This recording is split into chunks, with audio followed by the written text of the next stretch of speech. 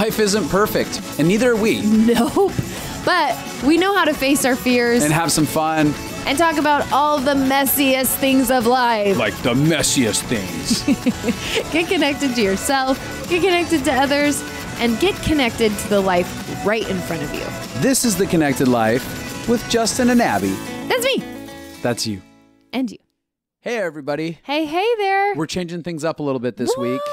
We had an impromptu opportunity to talk with someone really special named Pietze Duffield. Oh my gosh. One of Abby's best childhood friends. Oh, I love her so much. Yeah, and so with the new year happening, a lot of people have been having conversations. All my clients had made New Year's resolutions, and most of them had at least one that had to do with food. Yep. And so a lot of people have this ongoing battle with their body. And their food image and how they look. And what does it mean to love yourself? And so we decided to interrupt our saga. Our story. And it's so good. And we're coming right back. Yep. This is a 2-part episode on the body that we're going to get into. Having a healthy relationship with yourself and food, loving yourself, all the things. It's honestly one of my favorite episodes. Every time I hear it, it changed me. I walked away from this thinking about life differently. Absolutely. So we're going to get back into our story, our marriage story in a couple of weeks. So you can tune in on that. But for this week and next week, we're going to do a deep dive. We ended up going into a pretty long conversation that we were able to split into 2 episodes. Because it was so good, we couldn't stop. Like it was like all of a sudden there was so much momentum in the room to talk about this subject that totally we just followed it. You're going to feel kind of an abrasive end at the end of this, but all of that to say, you'll be able to tune in next week and get more information on what we were saying, and I hope you enjoy. You're going to enjoy. Of course you're going to enjoy. Oh, wait. Also, men, this is not just for women. Oh, yeah. You're going to hear about Justin, and you'll get to know a little bit more about that inside the story. And because there's such an issue right now with masculinity and body types and issues. It's more than ever before. So if it's not just about you having emotional issues as a man, you're going to help. It's going to help you know a lot more about women. I know. And how to handle them. Justin talked about that, and Pietze talked about that, like how to be with somebody. Yeah. And their body issues. Yeah. So don't tune out just because you think, am I going to need this? You are. Or do tune out. Do whatever you want. We ain't your boss. There's no rules. All right. Bye now. Welcome back to The Connected Life. Welcome back to The Connected Life. This is The Connected Life. This is The Connected Life with Justin and Abby. Today we're going to have a special guest on. I'm just going to jump right into it. Okay, let's just do this. But here's the deal. Yes. This special guest makes my life so much better. Do you know why this guest makes my life better, Abby? Tell me, Justin. Because instead of me having to listen to you whine and moan about everything, she occasionally jumps in and listens to you whine and moan. Oh, she takes all the pressure off. That's true. There'll be times when you'll be like, can you just talk to Pietze about this? If people have never listened to this and this is their first time, they're like, oh, what did he just say? He's horrible. He's a misogynist. But listen, the truth is there's been many times in our marriage where both of us have said, you need to go process that with someone besides me. I can't be the only person getting the brunt of your emotions. Totally. And this person has saved your life. Yeah. So Pietze. Hello. Can I just say thank you? You're welcome. You're like the best gift in marriage. Absolutely. You can make the check payable to Pietze Duffield. I'll be expecting it. For those of you who don't know, Pietze has been my best friend forever. BFFs forever. Yeah. I met her around 7 or 8, and we have been best friends, which now makes that I think 27 years. Let's not give the actual number. Let's not give the actual number. Nope. But we've been friends for a long time, and she is my hero. And if Justin never died, I'd move in with her. Please don't die. But we wouldn't. Just kidding. Yeah. Please don't stop being my hero. I know. That's true. You save me so often. But she has been one of the best gifts to both of us. Because she is wise beyond years. If I could have her on, I would just make her a permanent part of The Connected Life if she lived near us. I'd just make her be in all of it. I actually listening to you talk. I do too. Really? I don't like listening to a lot of people talk. Yeah, you're smart and funny. So loved right now. Like, really. Well, it's true. Yeah. Thanks, guys. Move to California and you can be in a podcast. I can't because it takes $1 billion to move. It does. It does. It totally does. I thought Colorado was expensive. It's true. It really is. Today, we're going to have a little conversation. Abby and I, or not Abby and I, but actually Pietze and I are going to talk about us being little fatties. Oh, yes, we are.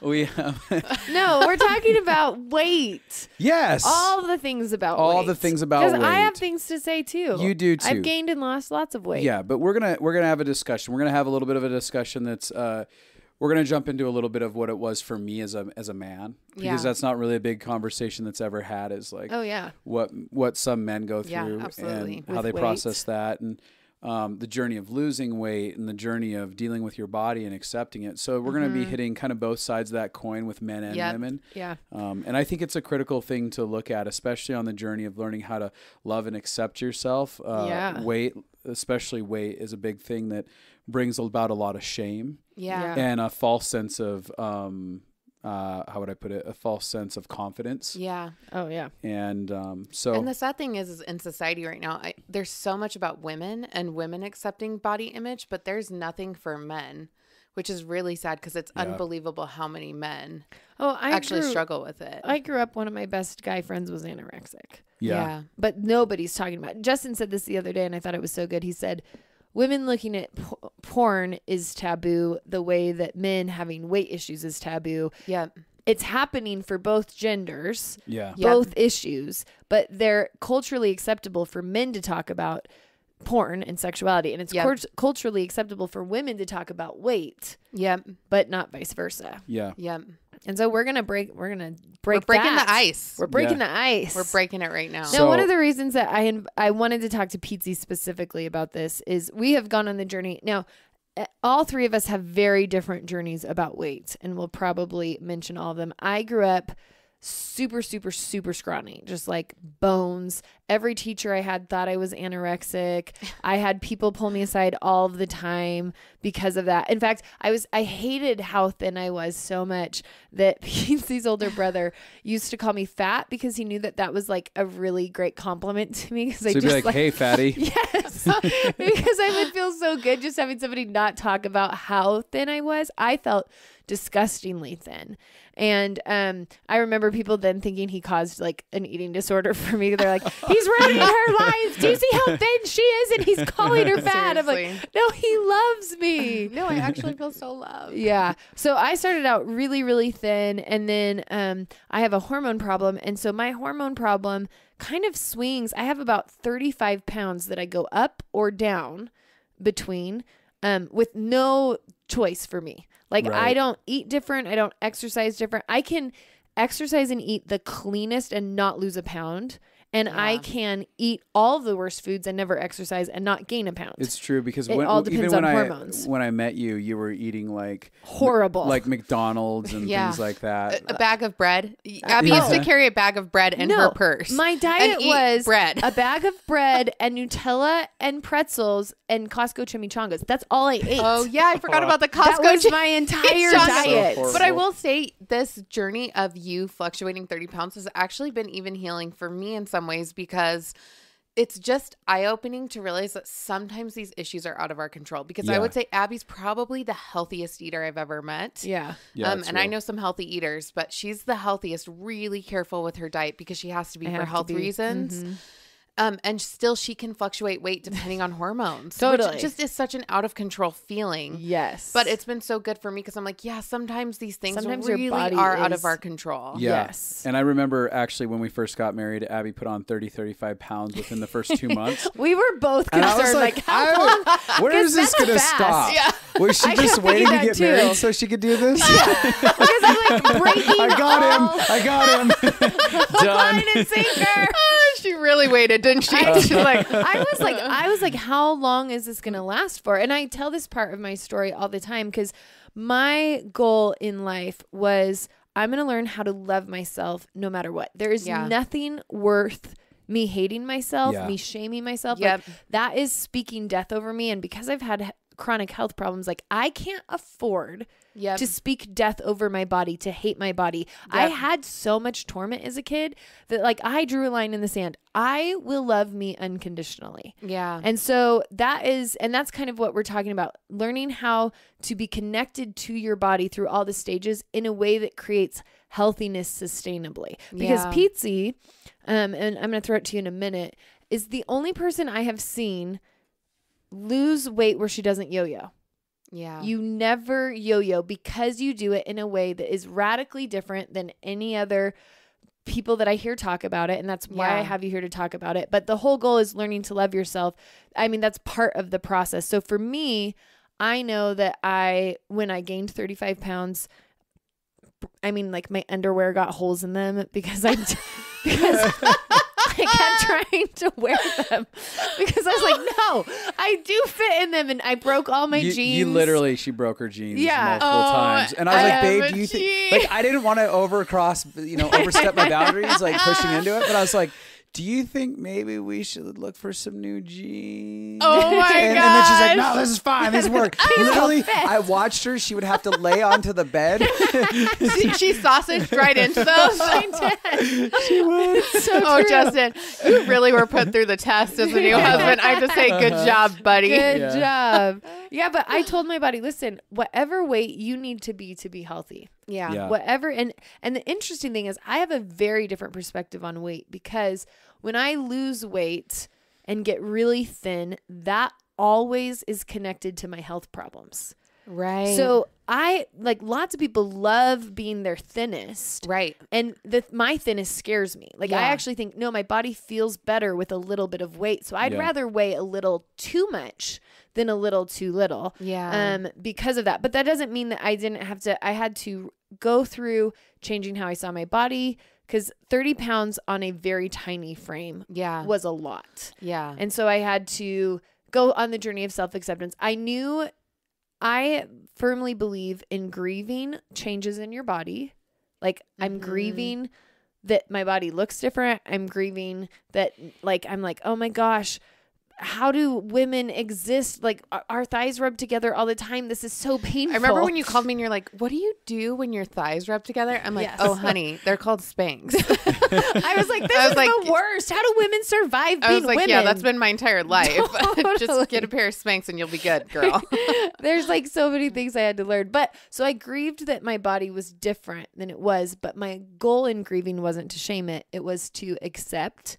And I really do feel like when I'm my littlest and when I'm my biggest, I don't love how I look and feel on littlest and biggest. I like the middle. Yeah. But I don't hate how I look on either side. Yeah. It's funny because I remember when you gained weight, my husband was like, Abby looks good. I know. Totally. Like, man, she looks so good. I'm like, yeah, she looks good no matter what.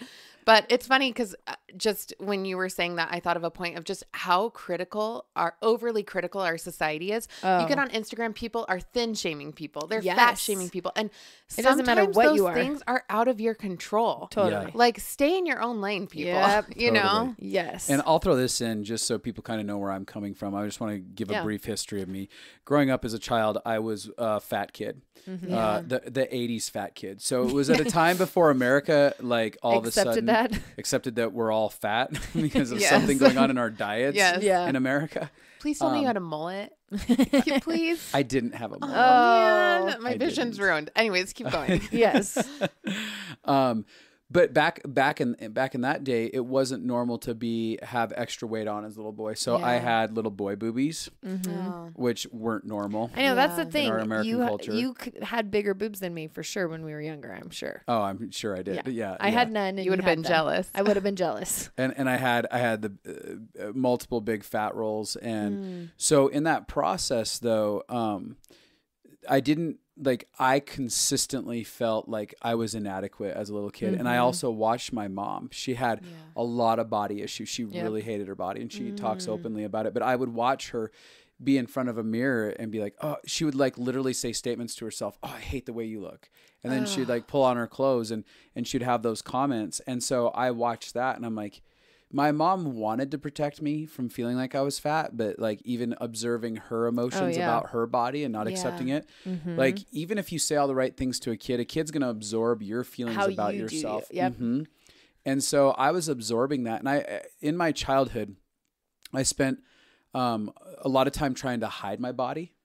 So it was wearing bigger clothes and stuff like that because I'm like, I don't want people to look at me. And it was me hunching over so it didn't look like I had these boy boobies and stuff. And I remember there was a lot of days, and this was extreme self-hatred for me, where I would be in the mirror and I would start yelling, I hate you. And I would punch myself in the stomach. And I'd punch myself in the face. And like a lot of people don't talk about those types of things, but even inside of my office, I hear a lot of people be like, I feel so much shame about saying this, but I actually punch myself. I hate myself so much when I see myself. I grab and I pull on my body and I hate it. And I feel like I'm trapped inside of it. Yeah. And so for me as a kid, I felt very trapped inside of my body. And I also heard a lot from kids, like they would make fun of me about my body. And so I couldn't go out in public and take my shirt off. I never felt like free to take off my shirt and stuff. And so that's something like as I grew, I ended up losing weight. And at one point, like I think I told on myself on the Liberation Project, this part of my story, but I actually had liposuction when I was in high school. I was a freshman in high school after my freshman year. Yeah. And that because like I was working out really hard and couldn't lose the weight. And and my parents were like, well, we'll pay for it if that's actually something that will give you confidence. And I'll get into conversations about false confidence even in losing the weight. Totally. It did help jumpstart it. The point is this, as a man in my journey, it was a very shameful place to feel like, oh, I have body issues. That's a woman's thing. And for me as well, the level of self-hatred that I expressed towards myself, I was like, I feel like a crazy person. Right. No one else must have these problems, especially as men. And I think the third part of it is that I had a form of anorexia that would have never been called anorexia. Yeah. Interesting. Because I would just be like, oh, I'm not hungry. I just don't want to eat. Yeah. And so I convinced myself, and I know a lot of men, especially as guys who are in the gym all the time. Oh yeah.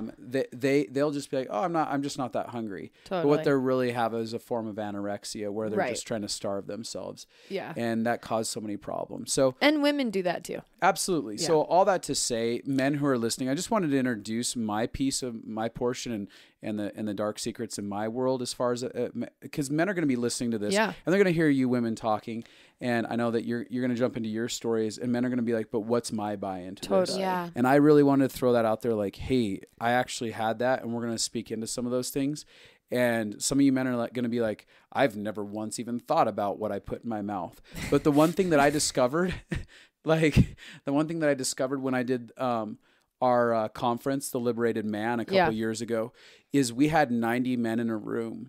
And we had them all take off their shirts. And so many of them. The majority, probably 90% of the men felt uncomfortable. Yep. Not just because other men had their shirts off, but because now there was a comparison. Yep. And now all of a sudden their issues came to the surface. Mm-hmm. And these were men. There were a lot of those men that felt really uncomfortable. Who had great bodies. Chiseled bodies. Like the ideal man body. Totally. Was inside of that space. So even if you don't personally have that problem as a man and you're listening to this, I want you to listen along because you can help out your wife, your girlfriend. Oh, yeah. You can help out other men who may have to have that conversation. Instead of telling them that they're idiots, you might go, oh, this is actually a real issue amongst men that I don't understand, but I can have some compassion. Well, and weight is it's both gender issue. Like if you don't struggle with it as a man, but you are around any woman, you need to know some things. Yeah. Well, and I'm even thinking, and maybe we can talk about this at the very end, but even speaking to parents dealing with kids who are having weight issues, like,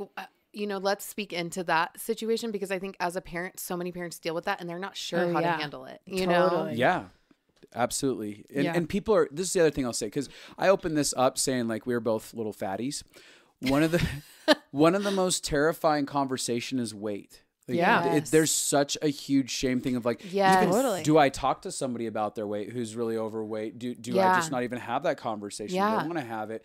And, so it's like saying the word fat in America is like, you might as well have said, I don't know, pick out a list of the most evil words out there. And so I opened up with that just to be like, hey, we're not actually scared to have a conversation about weight. And be real. Totally. And be real about it. Mm-hmm. Yeah. And it's a beautiful thing because loving yourself really does affect how your body ends up. Because I think you hated yourself. I hated myself so much. We both had crazy reactions our whole lives. Yeah, to our bodies. And loving ourselves was really a journey. And so we're going to talk just about this process and have Pietze. Why don't you jump in and share like a little bit of your background? Yeah. So I would say as a kid, I'm Dutch, so I'm just bigger boned. You are bigger boned. I'm just a bigger boned girl. Yeah. You're just a large person. I'm like stature. Thank you. I'm not ashamed. Yeah, but honestly, no, your whole family is. Yeah. Everybody is. I have a cousin who's 6'4", I think, who's a girl. Yeah. You know, so we're just, the Dutch are bigger people. Yeah. So, you know, I was always the tallest in my class and I always looked bigger, even though I was always in a healthy weight range. I would say when I was a teenager and hormones hit, then it became a little bit more difficult and I was a little bit more overweight. And I mean, one thing that was just the grace of God in my life is that I was blessed with a very healthy self-confidence. Yes. And I will speak. The interesting thing is you were a little bit more overweight and I was very tiny, but you carried yourself. Yeah. Like you were so sexy and confident and fearless and I remember like you getting attention and people like noticing you. And it's so interesting because I know so many people that think that weight is what makes you noticeable or not, but who you were is what showed up. Yeah.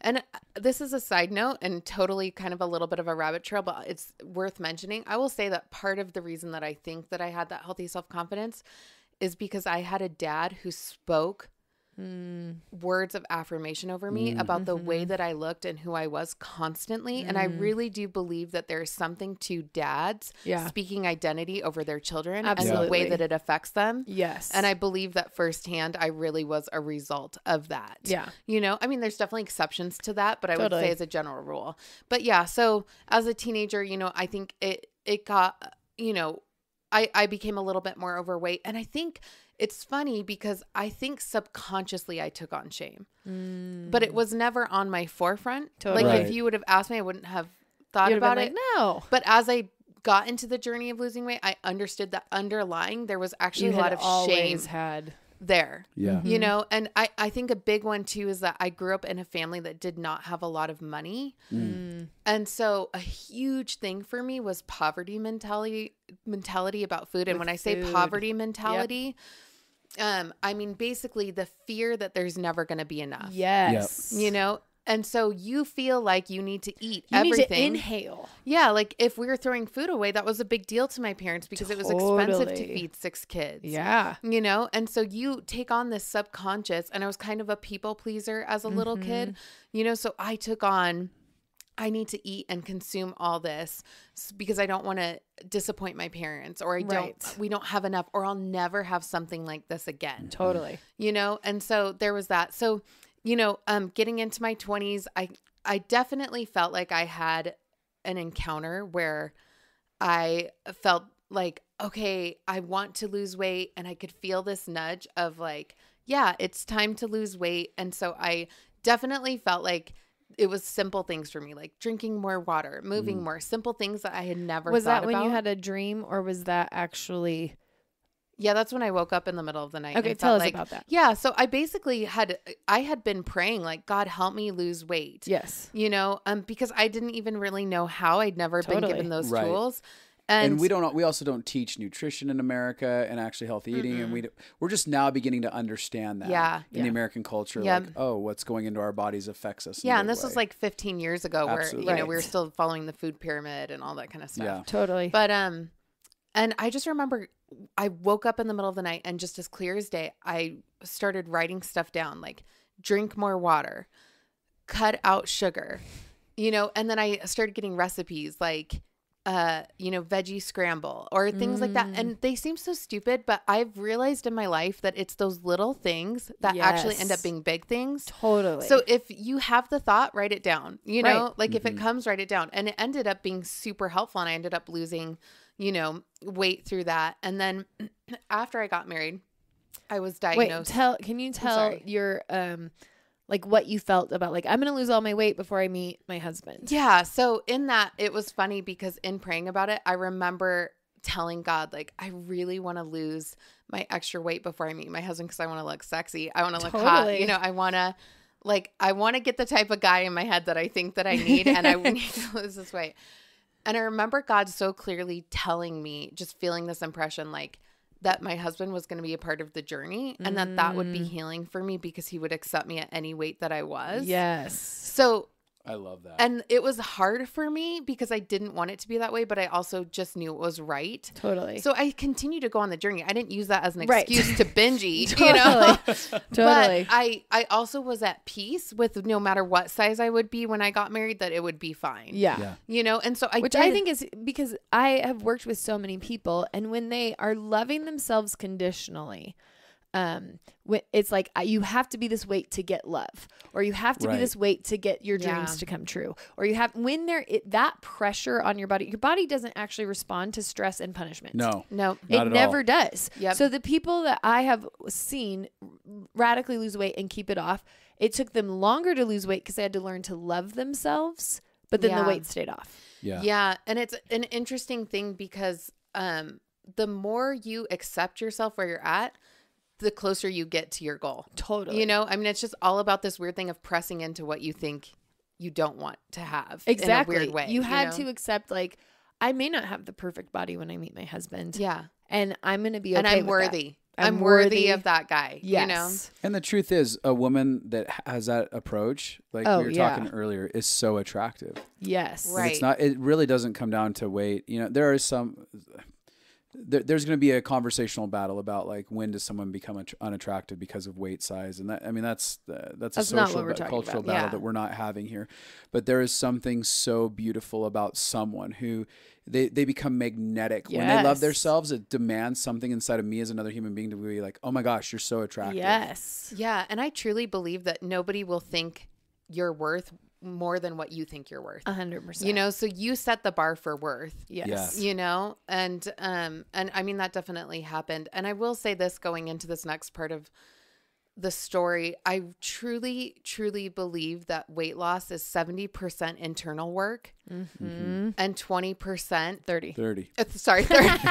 Pietze's also a mathematician in her off time. I'm actually also dyslexic and math is my worst. 30% the physical work. Applications. Yes, I agree completely. And I think all of society only focuses on exercise and diet. Yeah. And the biggest work, the biggest hurdles, the biggest breakthrough is the other 70%, but you don't get an immediate payoff with the other 70%. Yeah, you can't starve yourself into fixing that. Yeah, you can't like, oh, in 1 week of changing how I think about myself, I'm going to lose weight. It doesn't happen that way. And so people don't want to put in the work. Absolutely. And we're such an instant gratification society that anything that takes longer than a second, we're not about. But the truth is, I've had so many clients and people that I've watched lose weight, and it's a punishment mentality. Yes. You know? And so then they lose all the weight and they go on a vacation and they gain. They reward themselves. And then they can never bounce back. Yes. Because the entire journey's been about punishment. Yep.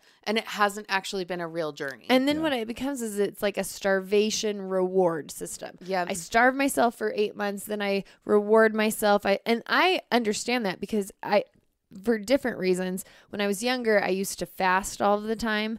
And I remember it created some really unhealthy food issues for me because what it did was nothing, binge, nothing, binge. And moderation and balance is actually the healthy. Anyway, keep going on your story. Yeah. And just to emphasize, you were fasting for spiritual reasons, not because you felt like you needed to lose weight. Yeah, totally. But I think after that, I was diagnosed with PCOS, and with that condition, it's really actually difficult to lose weight because of hormones. Yeah. A lot of people with PCOS really struggle. Yeah, they really struggle. Weight. It's kind of like a vicious cycle. And because of how your hormones work, it makes it really difficult. Yeah. But I knew that losing weight was key to healing myself. And I also was not focused on losing weight. I was more focused on getting healthy. And so that's a different goal. It is getting a goal. healthy is achievable, even if losing weight is slow. Yeah. Yep. And I think it even has more to do with worth and value. You know, it's like, where are you placing your worth? And so, well, I want to say this. Let me just throw this in there if I might interrupt you for a moment. yeah, absolutely. The idea ultimately becomes, in worth and whatnot, becomes an issue of self-care.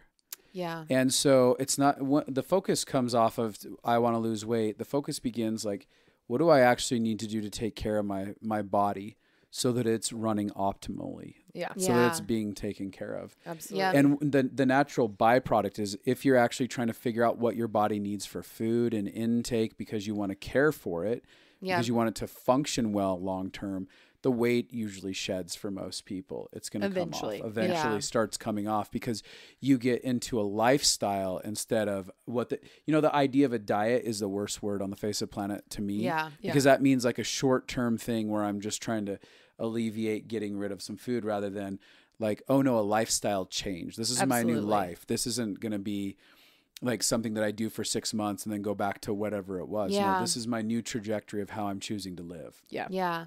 So I think one thing that's really interesting about this season when I started to lose weight, and I think Abby and I went on this journey about the same time, is that we both started to think of our bodies as almost a person. Yeah. Yep. And so developing a relationship with my body, which kind of sounds weird when you say it like that. Well, and there's already a relationship happening, and it's an aggressive, hateful one. It's like when I hated myself as a kid, it was like another human being I was telling, I hate you, you're disgusting. Yeah, whether you acknowledge it or not, you already have a relationship going. 100%. But when you actually acknowledge it, then you can be intentional about what type of relationship you have. And when you're intentional about what type of relationship you have, then you can give your body what it needs in order to get to the goal that you want to be at. Yeah. You know, so, you know, I just began to check in with my body. Like, how are you doing? What do you need? And it was amazing, the insight when I would just sit and process. I'm like, my body needs water right now. Yeah. Yep. I really need water, you know, or wow, my blood sugar is really low. I really need to go eat some protein or something. Yeah. You actually, and this is why I love talking about this on this podcast. It's the connected life.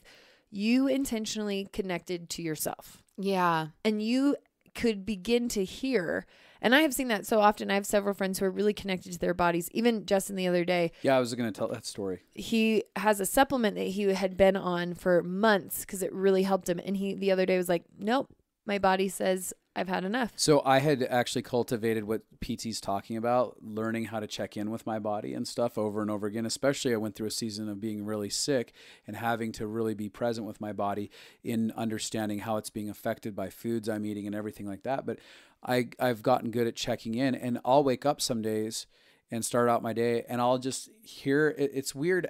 I don't know how else to say it, but it's like this inner hearing or knowing inside of my being where all of a sudden I hear, I need a lot of water today. Yeah. I haven't been drinking enough water. I need to drink water. Where it's not even a logic thing. I just hear this longing, this needing for it. And it was the same went with that supplement. I woke up and I heard internally, I don't need that supplement anymore. If I take it any further, it's actually going to be harmful to my stomach. Yeah. I don't know. I don't know if that's true. I just heard it, but I got rid of it and I feel great. Well, that's exactly what we were saying before. It's like that little small voice that it's like, if you trust it, a lot of times it'll take you on the journey that you need to be on. Yep. And sometimes that can even come in physical symptoms of checking in and being like, wow, my tongue feels really dry. I need water. Right. But it's amazing to me as I've gone on this journey, how much we actually live in autopilot. And everything we do is subconscious. Yes. So we would maybe use the phrase being out of your body. Right. You're not actually, your mind. You're not present. And your spirit is not connected with your body. So your bodies just run rampant. Yes. You know, you're eating a whole tub of ice cream or you're eating that bag of chips, watching a movie, not actually present. Yep. Totally. You know, so I feel like a big part of my journey was stopping, getting quiet and saying, okay, I'm going to eat this and I'm really going to enjoy it. And then I'm going to stop when my body says it's time to stop. So yes. good. You know, and I would say the other half of that is then dealing with shame, which the hard thing about this issue is that it is wrapped in shame. Yeah. You know, and so unwrapping. What would shame feel like for you?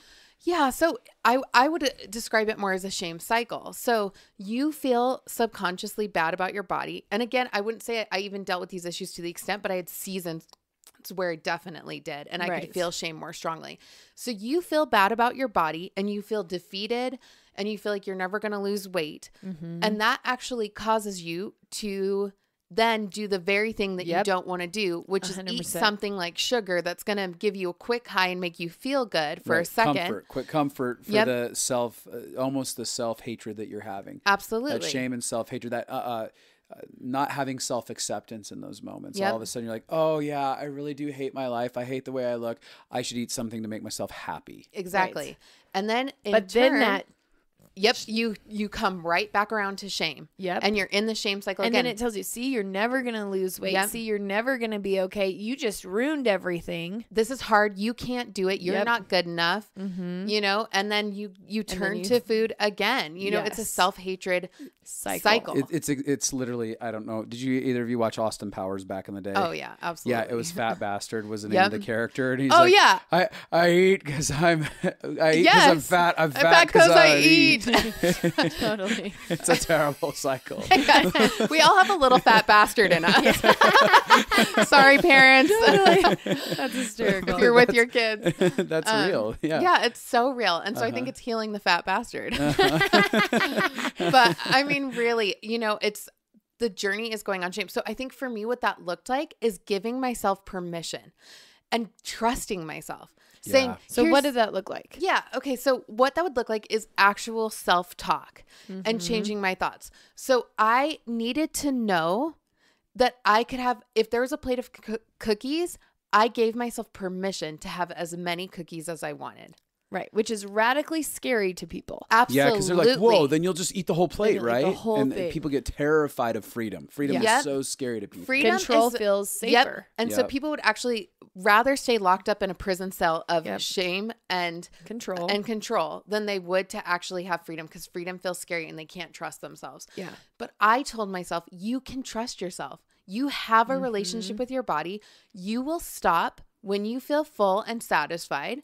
So go ahead and have as many cookies as you want. And here's the truth. I actually always ate less when you gave yourself permission. Because that's the thing. And I used to fast sugar all the time, or like whatever. And whenever you feel deprived, whenever you feel like I'm not allowed to have this thing, you start to obsess about it.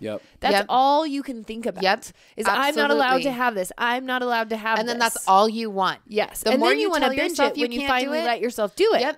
And when you give yourself permission to have anything you want, you actually find that you don't want the things that you thought you did. Well, then you start asking the question, do I actually want this? Right. Absolutely. Not am I allowed to have it. And not am I allowed to. Actually do I actually want this? And do I feel good? So then you start going, oh, I feel full right now. I don't want any more, because you know that you could always have more in the future. So you're like, I don't need to eat it all now. Absolutely. And then things that you recognize. Because you're breaking, I'm so sorry. Yeah, go ahead. You're breaking the poverty mentality. The poverty mentality says, I will never get this again. And if you're like, no, I'm giving myself permission, so I don't have to eat all the cookies now, because I could have a cookie later. Absolutely. If I need to. Absolutely. And then it's also this thing of self-compassion. So if I do mess up and I do go into autopilot and eat too much, I do not allow myself to feel shame. I stop those feelings, those thoughts, right? Like why I'm an did you idiot. Do that? Why would I do that? No, I don't even. And now, because I've gotten so good at this journey, that thought doesn't even come into my mind. I say, oh, it's okay, honey. Pick yourself back up. We're going to get it next time. Or then the next meal, then I go, you know what? Now for this meal, I want to do something really healthy for myself. Yes. I want to reward my body. Yes. So it's actually a reward. I want to reward my body by eating healthy. Not punish it by eating healthy. Yes. Not punish myself. Yep. I want to reward myself with something that feels really good. I'm going to drink a full glass of water right now. Right. And I've also realized this thing, that we are always one choice away from a new jump start. 100%. Oh, tell me about that. Yeah. So basically, anytime you mess up, whether it be any addiction or spiritual thing, you are one choice away from creating a new life. Yep. Because that choice then turns into another choice. So rather than beating go myself down the up, rabbit hole and like, well, I did this. I might as well just quit the whole journey. That's what I have a lot of people do. Any kinds of addictions. They go, well, I screwed up this week after not doing that for an entire month. So now I just did it a million times. I might as well just do it because there's no hope. And I broke my good streak. And I'm like, that's really hopeless way of thinking. Yep. Yeah. Yeah. So it starts with self-compassion. hey, it's okay. You're human. You're going to mess up.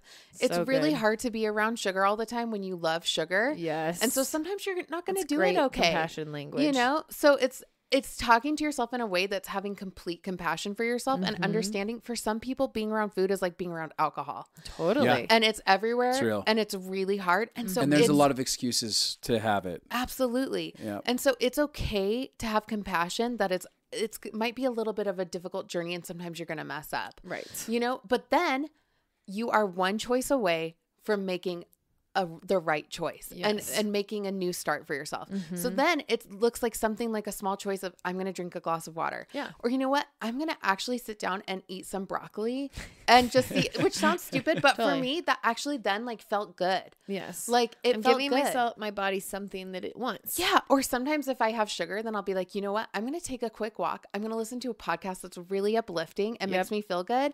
And I'm going to get out of this shame cycle physically. Because sometimes the shame comes on so strong that physically you need to get yourself out of the environment you're in to break it. Yes. And usually physical really helps with that. It's a great stress reliever. It gets your mind in a different place. So I'll say, you know what? If I'm having a funky day and I just feel off or I've eaten too much or something like that, I'm just going to say, you know what? I'm going to do something great for myself. I'm going to go for a walk real quick. Now, for those of you who have eating disorders, you will take that and you will say, oh, after I eat, I will go do crazy workouts so that I feel better about myself. And that is not what she's saying. No. She's actually not talking about working off the calories you just ate. She's not talking about like pain penance, like doing punishment, doing something where it costs you to feel bad so that you'll never do that again. Like she's not talking about that. She's actually talking about pulling herself back into hope and love and self-compassion. Yeah. And she's right. Physical can do that. But I just wanted to hit that because I work with so many people with eating disorders that would hear that and it would give them the excuse to be like, well, she said after I eat wrong, I should go work it off. And that's not the heart. If you miss the heart of it, you will miss the whole point. Sure. And let me say this, a reward too, like, or a sense of like, a self-love act could even look like taking a bath. It could take like meditation to get back in touch with your body and what you need. Yes. You know, it's not always physical or something healthy in the sense of how we would traditionally think of that. And I want to add this too, like, so the reward system idea that we have of like, I'm going to reward myself with food, especially again, we're talking about the reward system. That literally my mom taught me. My mom would give me chocolate. This has been like, so I've had as much struggle with food as I think people who have had different kinds of weight issues because of my health problems, but also my mom taught me sugar is what makes life better. Yeah. If I had a bad day, hot fudge sundae, she would buy me chocolate covered cherries and she would ask me how my feelings were based on how many chocolates I ate. So it's like, what kind of chocolate cherry day is this? And I'd be like, it's a 3 cherry day. And she'd be like, whoa, sorry. Or it'd be like, it's a 1 cherry day. And she'd be like, awesome. You know, like, that's so funny. Yeah. So I actually learned, and so much of our relationship with food, we learn before we even understand that we are developing a relationship. Yeah. And we create patterns that we're not even aware of. So much of our food relationship is from our childhood. Yeah. And food represents much more than actually food. Absolutely. Yeah. It represents comfort, reward, fulfillment, even escape. Yeah. Even for me, like as a kid, well, we talk about I've talked before on our other podcast, but about cheese. There are Kraft singles, and I would go eat. That is the grossest cheese. I know it is, but when you grew up in small town Montana back in the 80s, it was I amazing. grew up with the Kraft singles. That's the cheese we bought. Yes, it was either that or Velveeta. Get your hands on a chunk of Velveeta. Yep. You can hear yourself getting fatter as you're eating it. It's just so bad on your body. Oh yeah. But for whatever reason, they were my comfort foods. Yeah. And I would just go tear through them when I was in pain. And my mom would be like, "Oh, do you want some cheese? You're feeling like, oh, did you want a piece of cheese?" And it kept like that cycle would happen. But the thing that I wanted to say about this is like, under this reward system, you think you're actually feeling better.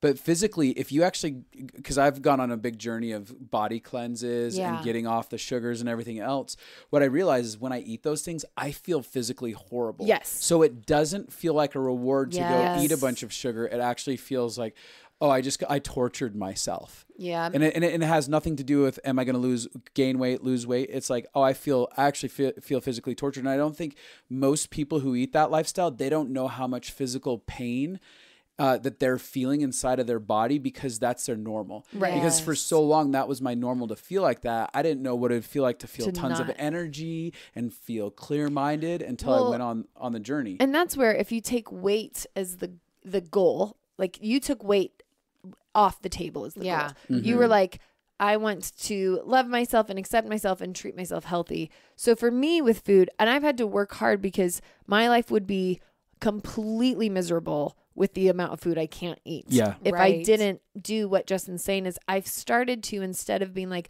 I'm not allowed this food and I'm so angry, I'm like, oh, actually this food makes me feel like this. So like when I would eat something that was really healthy that my body liked, like truly healthy for it, I would feel physically great. So it began this journey of going, oh, this is a reward. This is a reward. If I go eat this right now, I'm going to feel so good and energetic. Yeah. So what you guys are basically saying is that you're making the conscious choice. Totally. Yep. So when you're looking at a food, I'm actually choosing. You're actually choosing it or not choosing it. But either way, it's a very conscious choice. Process. And you're very connected. Mm-hmm. It's a very conscious choice. It's even like logic driven in some senses. Like, does this make me feel good? Does this not make me feel good? Yeah. Which I love when you share your story. There's a verse that actually changed how you ate.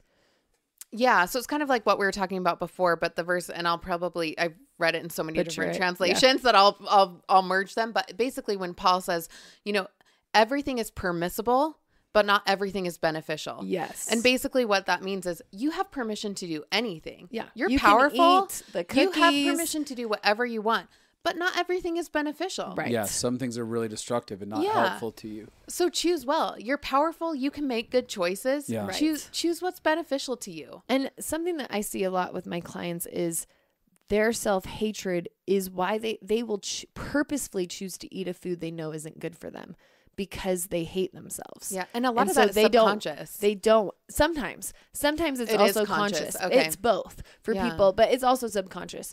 But the idea is, I actually don't believe I'm worth feeling good. And so I will eat food that keeps reminding me I'm a piece of crap. Yeah. And that's where the self-worth, this is the vicious cycle. You have to love yourself for your body to work with you. Yeah. But if you hate yourself, you will keep your body in that cycle too. And one exercise that both me and you have done, and I know you do this with a lot of clients, and Justin, you've done this before, and I think that this might have actually started with you, is standing in front of the mirror and speaking life over yourself, making yourself find things that you love about yourself. And even I found it so beneficial to say that I love the things that I hate. 100%. I love my hips. Yes. I love them. They're so great. I love this little pouch that's under my belly button where I carried my babies, I love these stretch marks. Yeah. But it's funny because we are so trained to think the opposite, that if we do that, then we're accepting it and saying it's okay. Yes. But by accepting it and saying it's okay, you actually are giving yourself permission to let go of it. Yes. 100%. And so much of the time it's subconscious. So I actually feel like that exercise of standing in front of a mirror naked and loving yourself is one of the biggest things you can do. Yes. To go on the journey of getting healthy. And even like saying declarations and self-talk, like, I'm worthy of making good choices for my body. Yeah. I'm worthy of feeling good. Yeah. I'm worthy of liking myself. I am good at making, like, a lot of your journey was self-talk. I can trust myself. Yeah. You probably said that before you knew you could trust yourself. Yeah, absolutely. And there is power, and it's scientifically proven. Yep. What you speak out and what you tell yourself, you will manifest in your life. You know? Your brain actually listens to the story you tell with your mouth. Yeah. So we are trained by the words we speak. So I will begin to believe what I say, not like we often think is backwards. I feel it, then I say it. But like when you say it, you will begin to feel it eventually. Yeah. Justin, what were you going to say? Yeah, I was going to ask you like what your thoughts were on that. And as a man, like, did you do that? What did that look like? Well, I think that that's a big thing that I wanted to definitely interject in here. Something that I want to back up on for just 1 second and add when you're talking about clients. There's also an issue with regards to weight where people, because they have pain in life, they want to hide. And weight is a really great way to hide. Yes. Because one of the cultural ideas is if you're very skinny, you're desirable, you get attention. Yeah. And so a lot of attention people isn't safe. If attention feels like it's not safe, whether it's, that attention could be like, if I was skinny, then I'd be more noticed at work, and at work I might get a promotion, and then I would have to like take on new responsibilities, and that feels scary. I just want to stay living a life that's small. A lot of times people have a lot of extra weight on. So when I'm dealing with people in that arena, I start asking them, are you scared of being seen? Being seen, like noticed, chosen for opportunities. Do you believe you're worthy of good gifts and opportunities in life? And a lot of times we'll get down to, I've been hiding by eating a lot and feeling like if I have a lot more weight on my body, people will ignore me. Yeah. And then I won't get criticized, judged, all kinds of different weird stuff like that. Can I ask you guys a question just on that? Like, have you seen in clients, like sometimes even clients with sexual abuse, then they'll put on weight because it feels safe? Any kind of abuse. If it was physical abuse or verbal abuse or spiritual abuse, whatever you grew up, if there's abuse, oftentimes weight feels safer. Yeah.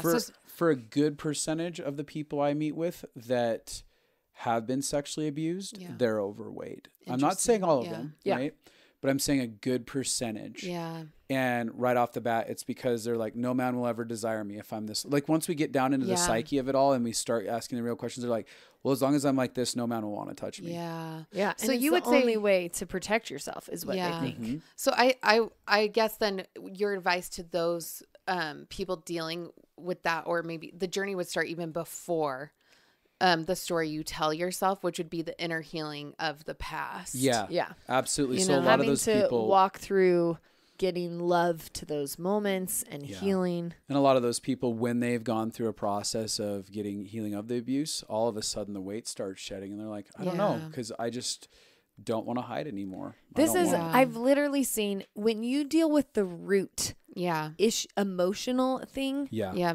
Oftentimes the weight will take care of itself. Yes. Yeah. But that that takes much more work and doesn't produce fruit right away. And it is going through the pain. Yeah. Which we love. Nobody wants to do. Yeah. We're all running through pain, and really the door is walking through the pain. And if we're using the root analogy, you can cut the dandelion off. Oh yeah. Yep. But if you haven't actually dealt with the root, it's going to grow right back. So you can lose the weight all you want. Yep. Mm-hmm. You can go keto, you can do paleo, you can do whatever you want. Totally. But if you haven't actually done the work to go deep down and deal with the root, it's going to grow right back. Yeah. And so for you, do we want to really quickly answer this? Go ahead. Men? Yes. Yeah. Because I think that was a really good question. Because I know men who are listening to this, they might be like, well, that's just so fluffy and ridiculous, and I wouldn't do that. But for me personally, that war started in the mirror, and a lot of men, avoid the mirror. Mm-hmm. Yeah. They're just like, oh, I just got in, fixed my hair, brushed my teeth, and got out really quick. And they're avoiding it actually because they don't want to come to terms with what they feel about the guy in the mirror. And a lot of men, when they get in front of the mirror, realize most of their conversations are about how they feel inadequate as a man and they feel like a failure and stuff like that. So there's actually a relational war with that imagery of the person across from us. And for me, obviously, going back to my childhood, every time I was in the mirror, I saw that guy in the mirror and I hated him so much. And part of my process that I initiated with Abby and in my own life of standing in front of the mirror naked was me actually getting present there and going, I'm not going to hide. I'm not going to run from this man. What do I actually feel about this man? And I realized as I started going down it, I started going down first the list of everything like that I look like how my hair looked and how my body looked specifically. And then it started going deeper to like, oh, I hate him because he doesn't have this much money in the bank. And I'm disappointed in him because he didn't get these opportunities in life and because he missed out on this. And so it's very unnerving to decide to get present, especially naked in front of the mirror, because there's nothing to hide behind in that moment. And for me, I absolutely, like, I had an issue with my belly because people would grab my belly as a kid all the time, and they would pull on it, right? I remember like my aunts, a couple of my aunts off of my dad's side, where they would at Thanksgiving meals. I was giggling thinking of this story. It's horrible. At like Thanksgiving meals or family gatherings, I always ate bread. Like bread, again, was a comfort thing, the sugar in it and stuff like that.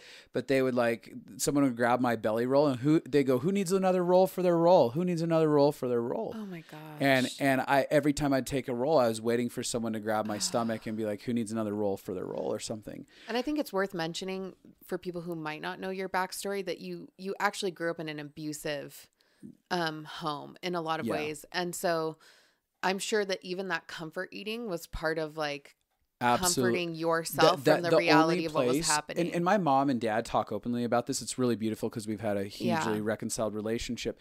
But, you know, my mom even openly said, like, yeah, I don't think we ever gave you comfort as a kid. Yeah. Like, they couldn't really remember ever giving comforting, nurturing moments to me. So food literally was my only comfort place. Yeah. And so when I got in front of the mirror, like this belly, something inside of me said, if I could get rid of this belly, if I could get to a then six-pack, I can be successful. Then people could love me. Then I could be chosen. Then, you know, then I'd be, acceptable. And so there was always this war at this area of my body where I'm like, I hate you, belly. You're the reason that I can't have success, money, opportunities, good connections. It was it's ludicrous to think that that's the reason for something. But that's what we do, is we make associations over our body about why we do or do not get good things oftentimes, because it's a tangible thing that we can grab onto. And so for me, I started the journey of saying, body, I've been at war with you, because I realized here's this person named Justin in this body, and I have had a war consistently, and thinking if I can beat this person across from me, I will have a life victory. Right. Yeah. And so I began the process of saying, look, I am so sorry for being at war with you. I'm sorry for hating you. I thought if I could change you, I could get love and acceptance. The truth is, I can have it all right now. You're not the reason I haven't had love and acceptance. I haven't had love and acceptance because I've hated me, because I've been in relationship with self-rejection, because I haven't been willing to just find the beauty of who I am as a man and as a human being. And so oddly enough, when Pietze talks about the idea of like apologizing to our body, we're actually releasing all the energy that we're holding over certain spaces and going, hey, I'm not going to be in conflict with you anymore. And whether or not I lose my belly, like I've never been down to a full six-pack. Totally. Never once in my life. I am more happy with myself than ever before right now. Yes. And you know, at one point in my life, I'll add this too. I always had this hatred over my hair. Because like kids would mess up. I had to, your mom was a hairdresser, and she was a perfectionist with your hair. Like when he would wake up from naps, she would re-blow dry his hair every time he got up. So it was perfection over his hair. Right. Yeah. And there was abuse around your hair sometimes. Right. There was some stuff there, but inside of it, like kids knew that I wanted my hair to look right. And if it didn't, like I would freak out. So kids would come up and mess up my hair. Right. Which they didn't understand. There's these deep emotional triggers that are connected to his hair. And I'm like, leave me alone. Quit touching my hair. Right. And they would always love to mess it up. And so I felt powerless. I felt out of control. And so I had this hatred for my hair as well, which was this weird, interesting thing that happened. And as I went on this journey of finding self-acceptance for my body and reconciling this issue with my body, my hair started thinning. And I'm like, no, I finally love myself. I love my hair. And now my hair is starting to leave. And I remember one morning I got up and I shaved my hair completely off before I got even like before I got real close to like being super thin on my hair. And I shaved it off, and as I did it, I was looking at myself in the eyes, really connecting with the person across from me. I was like, Justin, I will love you. You are a handsome, beautiful man, regardless of whether or not you have hair, regardless of whether or not you have weight on. I choose you. You're handsome. You were made right. You were made well. And I remember this, it was just one of the most powerful and profound moments for me as a man, because I grabbed a hold of confidence that transcended the material world outside of me, because I chose into actually accepting me as a man. And again, the body was a first step because it was a tangible step. And I started going deeper into all my life issues. Where I started going, I accept you whether or not you make this much money in life, or whether or not you achieve these types of dreams in life. I'm just going to accept you and see the beauty of who you are. And that's actually how I apprehended my masculinity and became powerful as a man. Yeah. Absolutely. Yeah. And this is the thing of unconditional versus conditional love. And so much of us, and so much the weight loss journey for people is normally marked by conditional love. Yeah. I love myself if I look right, if everything's perfect, if I become all this, people will love me and I will love me. Yeah. And what people don't understand is that it is this backwards thing where actually when you love yourself, the other stuff takes care of it. Like people respond differently to you when you love yourself. Yeah. And the system of punishment and withholding love till you're perfect starves your heart and your body and your mind of what you actually need. Well, let me add this. Here's the reality. Everyone out there who's listening, man or women alike, you don't, like, your ultimate goal is not that you want to have the perfect body. No, that's not the real goal. It's not that you want to be shredded. No. Yeah. It's not that you want to have the perfect hair. None of it's that. What everyone universally wants is love and acceptance. 100%. Yeah. That's what you're after. And so you've just convinced yourself that you can get it through having a specific body. That's why we see women, I'll use women as an example. Men do the exact same thing, but that's why we see women with like TNA pics all over the internet, because they're like, if I get the perfect body and I snap the right shot, I'm going to have 1 million likes. And what they're after is that moment where someone says, I accept you, loved. You're likable. And so they buy You're into worthy. that. Yep. And we'll actually make really destructive decisions and sell ourselves as an object. And I'm not even going to get into that conversation, but we will sell ourselves as an object if that means I am acceptable. Yes. So if you're actually looking, like that's the thing you're looking for. So if you can actually give yourself what you actually want. And what I did is instead of the counterfeit. Right. And what I did in this process, this is another piece of it. I think that's really key. I decided to take everyone out of my God, what I call the God spot. So everyone around me is no longer God or the highest source of power that dictates my value or my identity. And I started to decide, you know what, whether or not Abby, or even before Abby, as I started this journey of going, I'm not going to let all these people decide that I'm acceptable. Yeah. Maybe they think I am, maybe they're not. I'm not concerned with what they think anymore. Yes. I'm concerned with how I treat myself. And I began to be this highest authority in my own life that said, what do I say is true? Yeah. And for me, what do I say is true? It takes you out of the victim role. Yep. So many people are like, I give you my power. If you think I'm beautiful, then I'll feel good about myself. If you think I'm worthy, then I'll feel good about myself. Instead of being like, no, what I think about me matters as much as what you think about me. It matters and I have power to change. Yeah. I mean, it matters more. Yeah. But I have the power to change what I think about me. Yeah. And I think that for me specifically, again, we have a mixture of viewers that listen, but for me, I got connected to an unconditionally loving creator. So it was the idea that there is a source that's higher than me in my broken opinions of my humanity that I have that have been formed through society, culture, relationships, painful childhood experiences. And I started a journey of asking this unconditionally loving creator, like, God, what do you say about me? If you are unconditionally loving, like, how do you accept me? How do you see me? What is beautiful and good about how I was made? And as I'm connecting with this goodness, and I've done this actual conversation with clients who are complete atheists, right? And I just go on a journey with them, because some of you might be listening who are atheists and are like, I just don't buy into a God or a creator. Okay, fine. What I did invite them on a journey of is, let's connect to unconditional love, and let's connect to that as a person. And let's just ask that person, what does that person say about you? And I watched for so many of them started having these radical experiences. And I'm not saying whether or not you're going to find God in your journey if you're an atheist and suddenly decide that you believe in God, but a lot of them started going, I think there is a God. Why? Because they started hearing things that transcended the broken culture around them, and they started connecting with this source that felt like it transcended them individually. And all of a sudden they're coming alive with this sense of love, acceptance, self-empowerment. And I started hearing the most pure version of what I'd call the gospel coming out of those people who were atheists, because they didn't have any religion in them to give them rules on how it had to look or not look. They just started hearing purely, like, what does the pure source of unconditional love sound like? And I started hearing the most profound things come out of their mouths.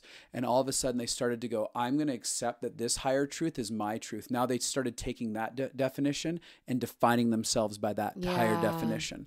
They became their own highest authority by taking an authority that was higher than theirs. Yeah. It's interesting. I just want to say this real quick, because I was thinking from a Christian perspective. I've dealt with so many people who have a really hard time speaking words of affirmation over themselves because they feel like it's pride. And it's funny because almost all the time I have to let them know that you actually are more prideful. Totally. Because you're obsessed with beating yourself up. Right. You are self-absorbed by beating yourself up all the time. Yeah. Hating yourself, shaming yourself. You're narcissistic usually inside of that space. Exactly. And so you actually are doing the opposite of what you want right now. And by actually speaking words of life over yourself, you are able to actually think less about yourself because you're not so self-consumed. And I'll say this. If you show me a person who's prideful, arrogant, narcissistic, 100% of the time they don't love themselves. Absolutely. Because their whole goal or journey is to somehow prove that they have value to the world. Pride is actually the manifestation of someone trying to prove that they're valuable rather than accept that they're already valuable. So once I actually really love myself and see that there's value inside of me, you have more humility. I have more humility because I don't have anything to prove. And I'm not scared of you being celebrated or you being celebrated. Because it doesn't take from me. Doesn't take from me. I just get to go, that's awesome. They're as valuable as me. And so I have something to even give out inside of love and value to other people too. Absolutely. Now I know that we might go a little bit longer in this episode because there's a few things that I have left that I want you to cover. Pete. So I know we've been talking about the root, and the goal has to be love, not weight. Oh my gosh, I'm so glad that she got to be on the show with us. It's so fun listening to it. I know we just had an abrasive stop. You guys are going to be so excited next week to hear the rest of this conversation. But Pietze is a life consultant just like us. That's what we do. In case you don't know this, actually me and Justin do this for a job. We meet with people to help them overcome the places that they're stuck in life. She does that also. And one of the things she's the best at is helping people create healthy relationships with food and go on the journey that she has gone on. She's such an encouraging, loving, kind, supportive coach. And so if you want information on how to meet with her, if you're like, I can't do this on my own, I don't know what I'm doing, or if you're just listening to this conversation realizing I got some issues, then you can go ahead and email her at contact@pietze.com. Her name is spelled Pietze and then .com. You can also find her website at www.pietze.com. And we recommend also just share this episode if this impacted you with some of your friends, because going on the food journey with the people you're around, with your support system and your community, is going to make it so much easier. Most of what we talk about, if you can have conversations with people in your life, it will go deeper. And if you haven't yet, jump on facebook.com/The Connected Life Podcast and follow us there. And then jump on iTunes and rate and review us, because that's really a great big deal to just promote the message and let people know that there's something here that's going to help their life. So, absolutely. It helps get the word out if you leave a review. Yeah. So thanks for joining us. You're going to be excited for next week. Come back and listen to part 2. Oh, boy. Oh, boy. Oh, boy. Oh, boy.